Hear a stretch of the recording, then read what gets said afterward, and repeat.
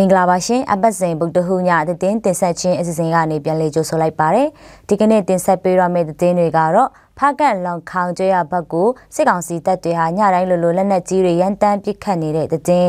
IBMA ကျောင်းရဲ့အမှတ်စဉ်3ပညာသင်နှင့်စတင်ဖွင့်လှစ်တဲ့သတင်းတွေပဲဖြစ်ပါတယ်ကျွန်မကရှင်းမုံပါ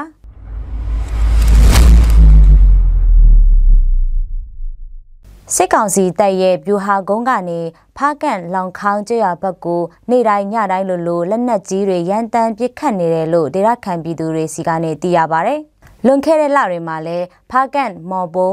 ဖားပြင်ကျွော်ဘက်ကိုလက်နက်ကြီးတွေရန်တမ်းပစ်ခတ်မှုတွေပြုလုပ်ခဲ့ပြီးအခုတလုံးမှာလောင်ခေါင်ကျွော်ဘက်ကိုနေ့စဉ်လက်နက်ကြီးတွေရန်တမ်းပစ်ခတ်နေတာဖြစ်တယ်လို့သိရပါတယ်။စစ်ကောင်စီတပ်ကမစွပ်ရောင်ထောင်ကနေကျွော်တွေဘက်ကိုလက်နက်ကြီးရန်တမ်းပစ်ခတ်မှုတွေကြောင့်မော်ပုံနဲ့ဆန်ခါကျွော်ဖတ်ကြကဒေသခံပြည်သူတွေထိခိုက်ဒဏ်ရာရရှိတာတွေရှိတယ်လို့လည်းသိရပါတယ်။လွန်ခဲ့တဲ့လကတည်းကနေ့တိုင်းလို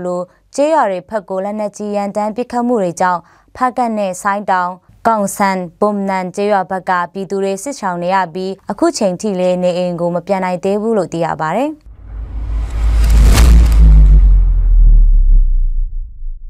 မမော်မြို့မှာဖွင့်လှစ်တင်ကြားနေတဲ့ International Business Management အမှတ်စဉ်3ကျောင်းဖွင့်ပွဲကိုဇွန်လ18ရက်နေ့မှာစတင်ဖွင့်လှစ်တင်ကြားနေပြီဖြစ်တယ်လို့သိရပါတယ်။ IBMA ကျောင်းမှာ Diploma in English, Diploma in Business English, Diploma in Business Accounting and Finance, Mini MBA နဲ့ MBA class တွေကိုတင်ကြားပေးနေပြီးကျောင်းပြီးတဲ့သူတွေကို Lincoln University ရဲ့ Graduation Diploma ပွဲပေးအပ်ချီးမြှင့်တယ်လို့လည်းသိရပါတယ်။ IBMA ကျောင်းကိုလွန်ခဲ့တဲ့2022ခုနှစ်မှာစတင်ပြီးစီစီလီယာမလန်ဆိုင်ပရင်ကဦးဆောင်ကစတင်ဖွင့်လှစ်ခဲ့တာဖြစ်ပြီးတော့ကျောင်းဆင်းပွဲကို2ကြိမ်တိုင်ပြုလုပ်ခဲ့ပြီးဖြစ်ပါတယ်။ IBMA ကျောင်းပြီးသွားတဲ့ကျောင်းသူကျောင်းသားတွေကိုကျောင်းကနေမိမိနဲ့တင့်လျော်တဲ့အလုပ်အကင်တွေနဲ့ချိတ်ဆက်ပေးပြီးပညာဆက်လက်သင်ကြားခြင်းတဲ့သူတွေကိုလည်းအခွင့်အလမ်းတွေရှာပေးနေတယ်လို့လည်းသိရပါတယ်။သတင်းတင်ဆက်ခြင်းအစီအစဉ်ပြီးဆုံးသွားပါပြီ။ပမာတိုင်းသားဘာသာဖြင့်သတင်းတင်ဆက်ခြင်းအစီအစဉ်ကိုကြည့်ရှုနားဆင်ခဲ့ကြတဲ့ပရိသတ်အပေါင်းကိုစိတ်နှဖျားရှင်လန်းချမ်းမြေ့ကြပါစေရှင်